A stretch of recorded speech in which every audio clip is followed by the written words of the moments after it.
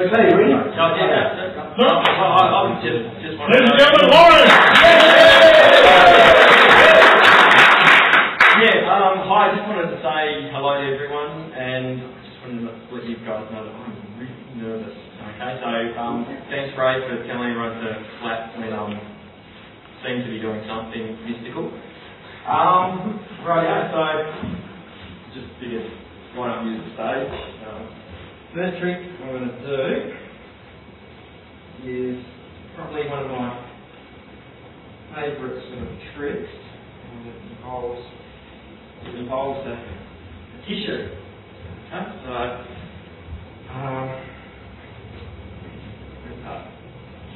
rip up the tissue.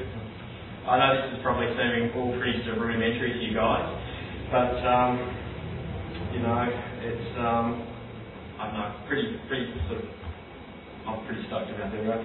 So what we do is we've got to we blow on it, give it a magic whatever you call it, and then we simply see, it's all back together. Wow!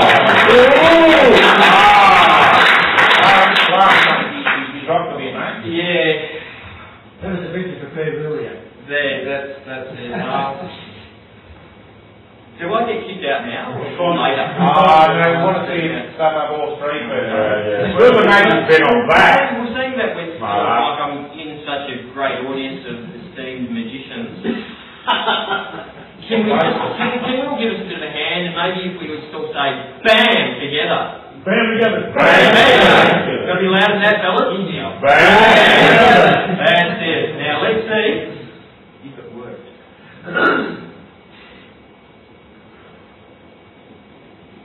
We'll see working so far. Ooh!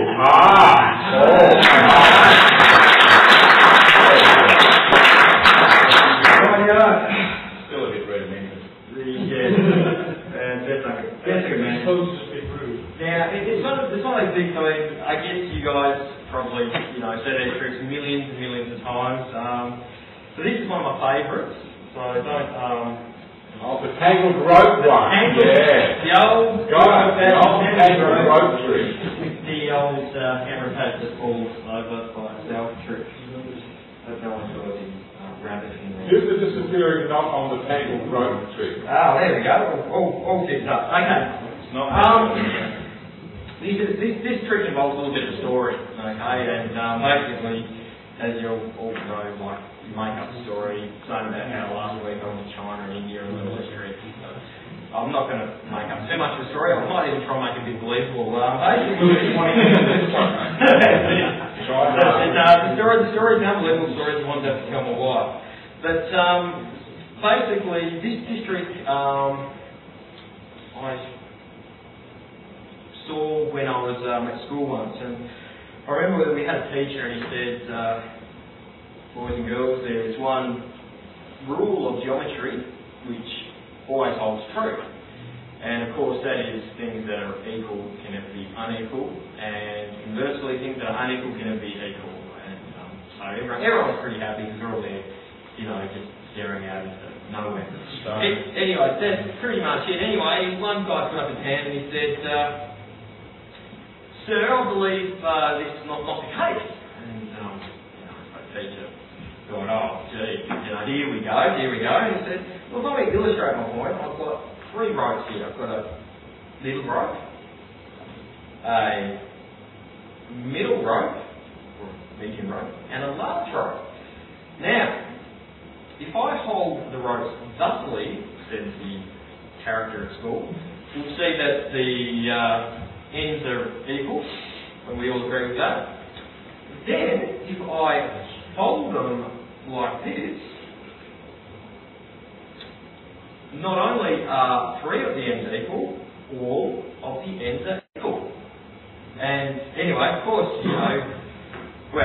basically the teacher gave the guy the response that you guys have given us here. It's like, that's a bit of a it's a bit of a stretch. And he said, "A bit of a stretch." And basically with the stretch, all of a sudden the ropes became quite equal. Anyway, the teacher was quite sort of, I guess, bamboozled, perplexed, for want of a better word. You know, he didn't sort of understand it, the way that, you know, basically three unequal ropes become equal. And just as soon as it had happened, they were back around his arm, back to being unequal. And then the teacher, of course, teachers always have the last laugh, don't they? You know, they always hand out the detentions, they always, you know, give you the belting or whatever. So the teacher said, that's a fine trick, but I've got a better trick for you. I once knew a lad with a medium amount of intelligence who, instead of going a long way, is now short of passing grade.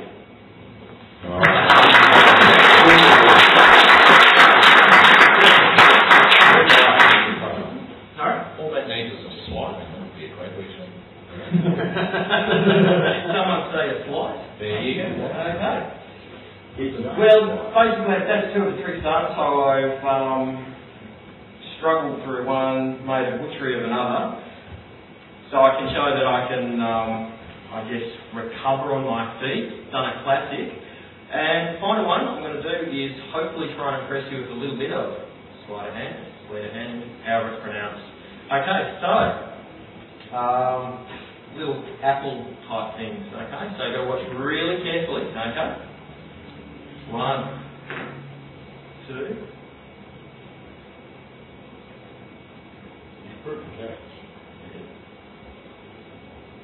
Okay, and this is the really important one. Got to watch really carefully. Oh, put it in your pocket, you did. Come on.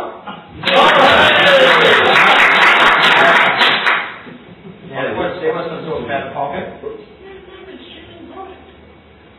Okay. He's dead. Rightio. Now, one of the problems with these things is they are really tasty. Okay, has anyone ever eaten one of these little red things? Oh, lots. Yeah, good feel.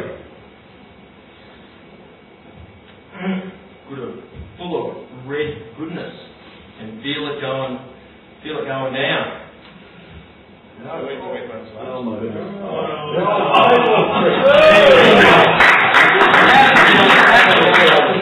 One of the balls are red. You know, but these balls are really sort of quite strange little things, really, when you think about it. They can appear and disappear at will.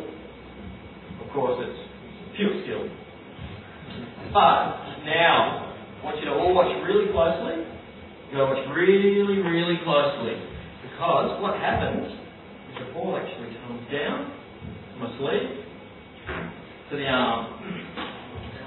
So I'll do that again, but watch really, really closely, watching the sleeve,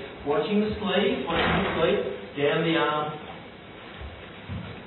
to the elbow. Now, the final part of this trick that I usually like to perform is the one where I basically grab the ball and pass it down a small tube that runs down my jacket. Of course, I'm not wearing a jacket. It goes around back a few times and then comes down to the palm of the hand. Unfortunately, as much as I would like to perform this trick, unfortunately I'm not wearing the designated jacket. But let's give it a shot anyway.